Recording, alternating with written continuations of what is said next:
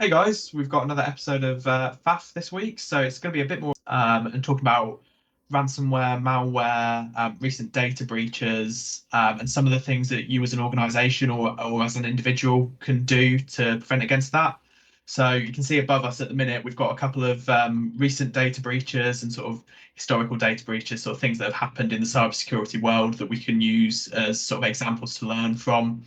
So I think Mitesh, you're going to give us a bit of an overview of some of those breaches and sort of some of the common methods. So as we can see from we say recent though, there's a recent one either today or yesterday from the NHS. Ashley Madison, that was a big high profile one. There's even a Netflix program about it. And a lot of the ways these things happen is, well, the two things, many things, but one is not protecting the data that's in the systems, not backing it up properly, user identities and phishing attacks, which then lead to ransomware, which we'll talk about as well.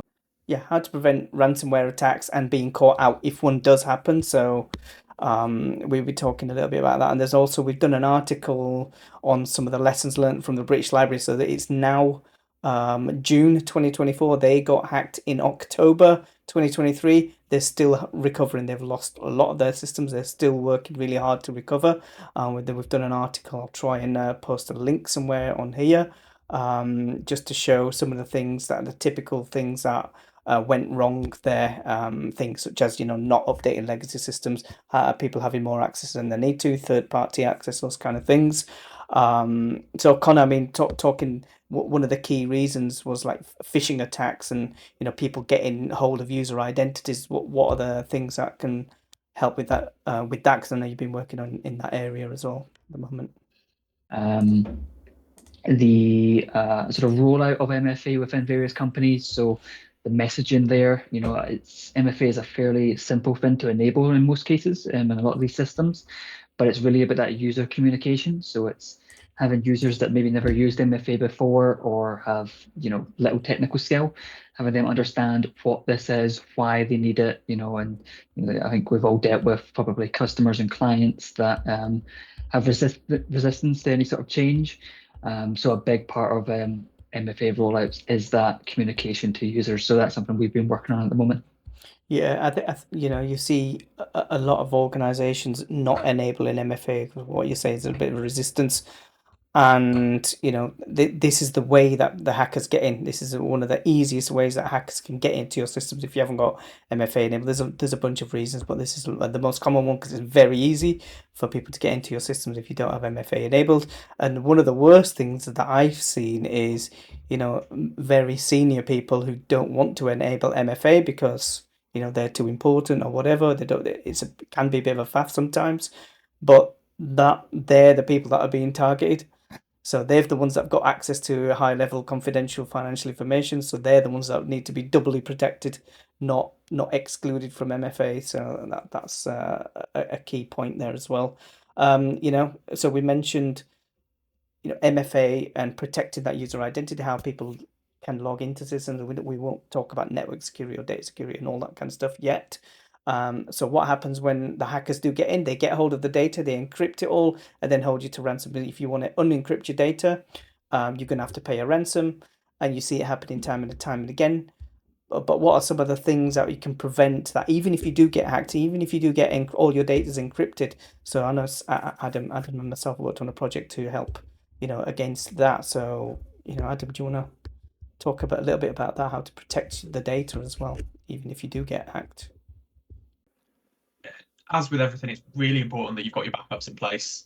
So it's really important, as well as having your backups in place, you have immutable backups that can't be touched until a certain time has passed. And that's at a file system level. So even if you want to delete those backups, you physically can't until that certain time has elapsed, and they can't be modified, they can't be encrypted, they can't be tampered with. Yep. So having that as part of your backup strategy for your organization is really important, because even if you get compromised, even if your data stores for your backups get compromised, you're still able to get something out of that and hopefully get your systems back up. And Exactly. it just reinforces that you need diversified backups across different locations, on-prem, in the cloud. Make sure you've got multiple copies of all of that data and make sure you've got immutable copies where possible as well, just to make sure if they are encrypted, you can get them back.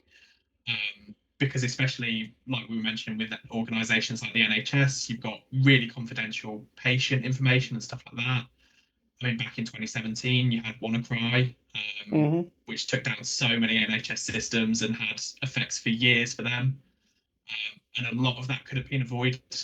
Looking at the sort of analysis of that afterwards, a lot of it could have been avoided if they had proper backups in place, proper security updates, immutable backups so that they can recover that data.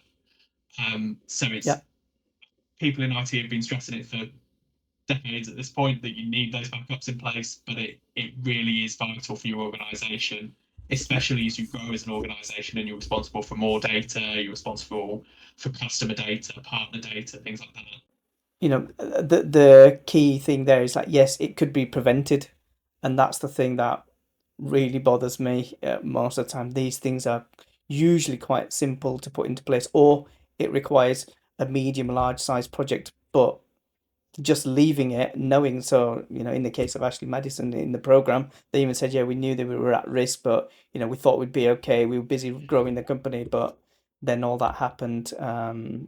So you know that these things can be prevented. You know, we've done quite a few NHS cloud environments as well to make sure that data is as secure as we can get it. So that there's a lot of things in various platforms, technical measures that you can take, but there's also the user training as well. So the user training part is really important.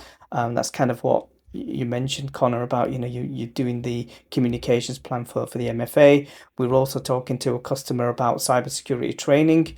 A lot of it is free. There's a lot of free training out there. I'm just about to create a video on, or we use the Fortinet Cybersecurity Fundamentals course. You can sign up on their platform. We always recommend all employees do the basic cybersecurity fundamentals training.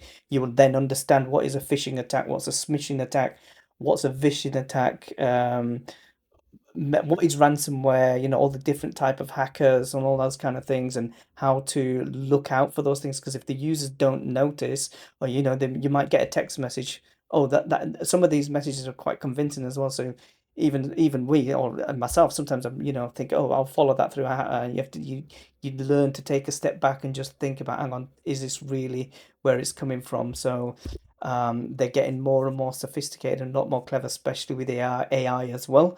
So all this kind of training is essential. We would say all organizations should make all their staff do at least some basic cybersecurity training, and then maybe even look at things like cyber essentials and things like that for at least UK-based companies. Right, so thanks guys. I hope this video was useful on just basic cybersecurity awareness, training, phishing, all those kind of things. Get these things implemented. It's not difficult to do.